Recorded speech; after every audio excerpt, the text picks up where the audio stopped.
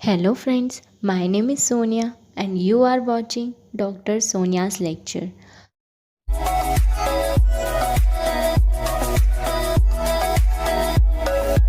तो cell injury का हमने मोस्ट कॉमन कोज देखा था हाइपोक्सिया। तो आज हम उसी को डिटेल में पढ़ेंगे। तो हाइपोक्सिया का मीनिंग होता है hypo means less and oxia means oxygen. Cell having less oxygen for utilizing that is called hypoxia. तो चार टाइप के हाइपोक्सिया होते हैं। First is hypoxic hypoxia, anemic hypoxia, stagnant hypoxia और हिस्टोटॉक्सिक हाइपोक्सिया। ठीक है, तो जो ये डायग्राम है इसी से समझ में आ जाएगा। तो ये जो इतना इतना रीजन होता है लंग्स और यहाँ पर हार्ट। तो ये जो फर्स्ट होता है यानी कि हाइपोक्सिक हाइपोक्सिया, यानी कि अपन किसी ऐसी इन्वायरमेंट में है जहाँ पर ऑक्सीजन कम है। ठीक है, तो फिर वहाँ पर जो वो होगा, वो वाला जो कोज होगा वो क्या कराएगा, हाइपोक्सिक हाइपोक्सिया। और दूसरा होता है कि यहाँ से हमारा गैसेस एक्सचेंज होता है। ठीक है, तो यहाँ पर क्या होता है, हमारा जो एच बी यानी कि हीमोग्लोबिन होता है वो एक एच बी कितने 4 ऑक्सीजन के मोलिक्यूल को कैरी करके ले जाता है। लेकिन अगर हीमोग्लोबिन कम होगा तो वो ठीक से कैरी करके नहीं ले जा पाएगा। तो हीमोग्लोबिन किस कंडीशन में कम होता है, एनीमिया की कंडीशन में। तो दूसरा कोज क्या होता है, एनीमिक हाइपोक्सिया। और थर्ड की अगर अच्छे से ऑक्सीजन कैरी करके ले जा रहा है लेकिन कहीं ना कहीं ऑब्स्ट्रक्शन आ रहा है, ठीक है, तो यानी स्टेक यानी कि रुक रहा है वो, तो उसे बोलते हैं अपन स्टेगनेंट हाइपोक्सिया। और फोर्थ की सेल यानी प्रॉपर ऑक्सीजन तो आ रही पर सेल में ऐसा कुछ टॉक्सिक मटेरियल या ड्रग का एक्सपोजर हो रहा है जिसकी वजह से जो सेल है वो क्या कर रही है, ऑक्सीजन का यूटिलाइजेशन नहीं कर पा रही है। यानी हिस्टो यानी कि सेल में क्या हो रहा है, किसी तरह की टॉक्सिसिटी हो रही है, यानी कि हिस्टोटॉक्सिक हाइपोक्सिया होगा। तो ये चार टाइप के हाइपोक्सिया है, एक एक करके अच्छे से देखते हैं। तो फर्स्ट है हमारा हाइपोक्सिक हाइपोक्सिया। तो वो किस किस कंडीशन में हो सकता है, तो फर्स्ट इज़ हाई एल्टीट्यूड, यानी किसी अच्छी ऊपर वाली जगह पर जाने पर में ऑक्सीजन का कंसंट्रेशन कम हो जाता है जिसकी वजह से क्या होता है, हाई एल्टीट्यूड्स में जाने की वजह से हाइपोक्सिक हाइपोक्सिया। दूसरा COPD यानी कि क्रोनिक ऑब्स्ट्रक्टिव पल्मोनरी डिसीज, इसमें जो लंग्स में एल्वोलाई में क्या होता है, ऑब्स्ट्रक्शन होने की वजह से ढंग से ऑक्सीजन क्या होती है, यूटिलाइज मतलब कि उसका ढंग से एक्सचेंज नहीं हो पाता है, तो उसकी वजह से तो COPD के पेशेंट में हाइपोक्सिक हाइपोक्सिया। और इंटरस्टिशियल लंग डिसीज, इसमें क्या होता है कि जो एल्वोलाई रहती है उसकी वॉल क्या होती है, थिक हो जाती है जिसके वजह से प्रॉपर जो गैस एक्सचेंज होता है वो नहीं हो पाता है, जिसकी वजह से क्या होता है, इंटरस्टिशियल लंग डिसीज में होता है। ठीक है, क्या होता है, हाइपोक्सिक हाइपोक्सिया।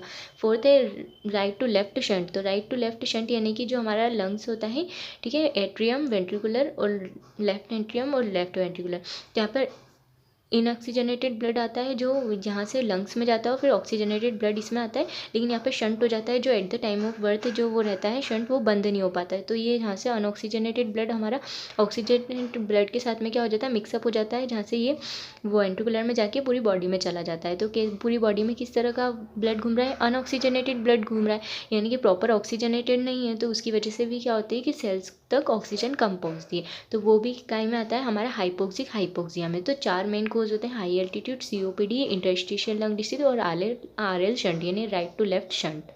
दूसरा हमने पढ़ा यहाँ पर की कंडीशन, यानी कि इसे बोल रहे अपन एनेमिक हाइपोक्सिया। तो यानी कि कुछ ऐसी गैसेस आती है, यानी कि पहला तो हीमोग्लोबिन की कमी की वजह से हो रहा है और कुछ ऐसी गैसेस आ गई ऑक्सीजन के साथ में जिसमें हीमोग्लोबिन जो है उसके साथ में टेंडेंसी ज़्यादा है अटैच होने की, तो वो उसके कंपेयर में जल्दी अटैच हो जाएगी ऑक्सीजन के कंपेयर में। ठीक है, तो ये जो रहता है हमारा एनीमिक हाइपोक्सिया, तो फंक्शनल हीमोग्लोबिन या तो कम होगा तो ऑक्सीजन कैरी कम होगा, या फिर दूसरा ऑल्टर हीमोग्लोबिन। उसके दो कोज होते हैं, फर्स्ट है carbon monoxide poisoning. Carbon monoxide poisoning अगर होती है तो यानी कि जो ऑक्सीजन है उसके कंपेयर में कार्बन मोनोऑक्साइड गैस आती है, तो हीमोग्लोबिन की उसके साथ अटैच होने की जो टेंडेंसी है वो ज़्यादा होगी। तो इसका जो फर्स्ट सिम्टम आएगा वो होगा हेडेक, और इसमें जो ब्लड का कलर हो जाएगा वो होगा चेरी रेड कलर। ठीक है, दूसरा है मिथ हीमोग्लोबिन। तो मिथ हीमोग्लोबिन जो होता है वो न्यू बॉर्न अगर होता है उसमें किसी तरह का ड्रग यूज़ कर लेते हैं तो उसका एक्सपोजर हो जाता है। कौन से ड्रग्स, जैसे नाइट्राइट, सल्फोनामाइड्स और लोकल एनेस्थेटिक ड्रग का अगर यूज़ कर लेते हैं तो। ठीक है, तो मिथ हीमोग्लोबिन में जो हमारा हीमोग्लोबिन है उसके अंदर जो आयरन रहता है वो Fe2+ के फॉर्म में रहता है। ठीक है, इसका ऑक्सीडेशन की वजह से वो क्या Fe3+ हो जाता है। ये वाला जो फॉर्म है ये क्या करता है, ऑक्सीजन को कैरी करके नहीं ले जा सकता है। तो इसके लिए अपने ब्लड में एक हीमोग्लोबिन के अंदर एक रिड्यूसिंग एजेंट होता है जिसका साइटोक्रोम B5 रिडक्टेज एंजाइम होता है जो Fe3 को Fe2 में कन्वर्ट कर देता है। बट ये होता है कि जब नाइट्राइट, सल्फोनामाइड्स अगर इस तरह के अपन ड्रग्स यूज़ करते हैं तो ये क्या करती है, साइटोक्रोम B5 को इनिबिट कर देती है, जिससे Fe3 वापस Fe2 में कन्वर्ट नहीं होता है। तो ये Fe3 फॉर्म क्या कहलाती है, मिथ हीमोग्लोबिन कहलाएगी। तो अपन को इसके ट्रीटमेंट के लिए क्या चाहिए, ऐसा सब्सटेंस जो क्या करेगा कि ये जो इनिबिट करा हुआ है रफ सब्सटेंस है, तो इसकी जगह कोई सा रिड्यूसिंग एजेंट चाहिए जो क्या करेगा Fe3 को वापस Fe2 में कन्वर्ट कर दे। तो इसके लिए अपन रिड्यूसिंग एजेंट क्या यूज़ करते हैं, IV में मेथिलीन ब्लू। ठीक है। उसके बाद में थर्ड है हमारा स्टेगनेंट हाइपोक्सिया, यानी कि किसी ना किसी तरह का ऑब्स्ट्रक्शन हो रहा है, ठीक है। ऑब्स्ट्रक्शन को अपन ने क्या लिया, स्टेगनेंट हाइपोक्सिया। तो इसमें दो जगह पे, एक तो आर्टरी के लेवल पे ऑब्स्ट्रक्शन हो सकता है, दूसरा वेनस लेवल पे ऑब्स्ट्रक्शन हो सकता है। तो आर्टरी के लेवल पे जो ऑब्स्ट्रक्शन हो रहा है उसको अपन बोलते हैं इस्चेमिया, और जो वेनस के लेवल पे ऑब्स्ट्रक्शन हो रहा है उसको अपन बोलते हैं कंजेशन, ठीक है। और फाइनल है हमारा हिस्टोटॉक्सिक हाइपोक्सिया। हिस्टो यानी सेल, टॉक्सिक यानी कि सेल के लेवल पे कहीं ना कहीं टॉक्सिसिटी हो रही है जिसकी वजह से हाइपोक्सिया कोज हो रहा है, दैट इज कॉल्ड हिस्टोटॉक्सिक हाइपोक्सिया। तो सेल क्या करती है, ऑक्सीजन का यूज़ करती है, ठीक है, साइटोक्रोम्स की प्रेजेंस में। तो किसके लिए यूज़ करती है, ऑक्सीडेटिव फास्फोराइलेशन के लिए यूज़ करती है। हिस्टो यानी कि जो सेल है उसमें टॉक्सिसिटी होने की वजह से वो ऑक्सीजन का यूटिलाइजेशन नहीं कर पा रही है। और ये जो टॉक्सिसिटी है वो किसकी वजह से हो रही है, साइनाइड की वजह से हो रही है। साइनाइड कहाँ से आता है, जब हम किसी भी तरह का, बहुत सी, सभी नहीं, मतलब कुछ ड्रग्स ऐसी होती है जिसके मेटाबॉलिज्म के बाद हमारी बॉडी में साइनाइड बन जाता है। ये साइनाइड क्या करता है, ये साइटोक्रोम के लिए इनिबिट करता है, यानी कि इस साइटोक्रोम को इनिबिट कर देता है। तो जो ऑक्सीजन आते हैं उसका यूटिलाइजेशन नहीं कर पाती, यानी ऑक्सीडेटिव फास्फोराइलेशन नहीं कर पाती कोई भी सेल।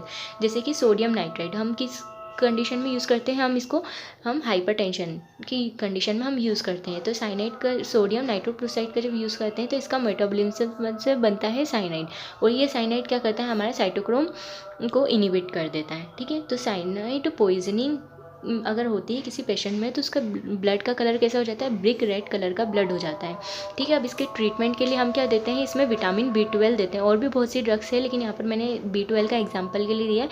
तो विटामिन जो B12, उसका जो विटामिन B12 का नाम क्या है, मिथाइल कोबालेमिन। तो ये जो मिथाइल कोबालेमिन है ये साइनाइड के साइड में साइनोकोबालेमिन, ये भी एक B2 का ही फॉर्म है, ठीक है। तो ये क्या बना लेता है, साइनोकोबालेमिन बना लेता है, ठीक है। और ये साइनोकोबालेमिन क्या होता है, वाटर सोल्यूबल के साथ में क्या होता है, यूरिन के साथ में आगे जाके एक्सक्रीट आउट हो जाता है, ठीक है।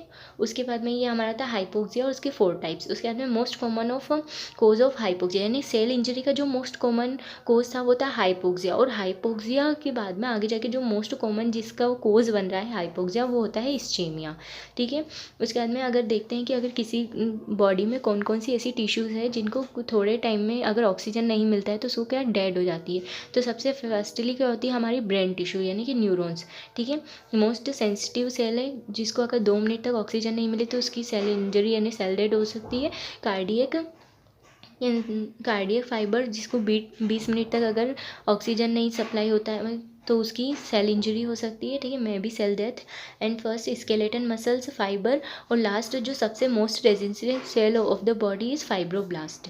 ओके, तो ये आज का टॉपिक था हमारा हाइपोक्सिया, जो main cause of cell injury है, ठीक है। तो अब हम आगे का, अगर हाइपोक्सिया के बाद में क्या करती है कि सेल इंजरी जब स्टार्टिंग होती है तो मेन कोज क्या होता है उसका, हाइपोक्सिया। हाइपोक्सिया के बाद में क्या करती है कि सेल अडेप्ट करने की कोशिश करती है, क्योंकि सेल को प्रॉपर ऑक्सीजन मिल नहीं पा रही है तो उसको तो उसका वर्क करना होता है जो प्रॉपर नहीं हो पाता है। उसकी वजह से वो क्या करती है, अपने आप को पहले अडेप्ट करने के बाद में वो जो भी फंक्शंस रहते हैं वो कंटिन्यू करती है, ठीक है। तो सेल एडेप्टेशन अपन नेक्स्ट टॉपिक पढ़ेंगे। अगर वीडियो अच्छा लगा हो तो वीडियो को लाइक कर देना, चैनल को सब्सक्राइब कर देना, अपने फ्रेंड्स के साथ शेयर कर देना। Thanks for watching.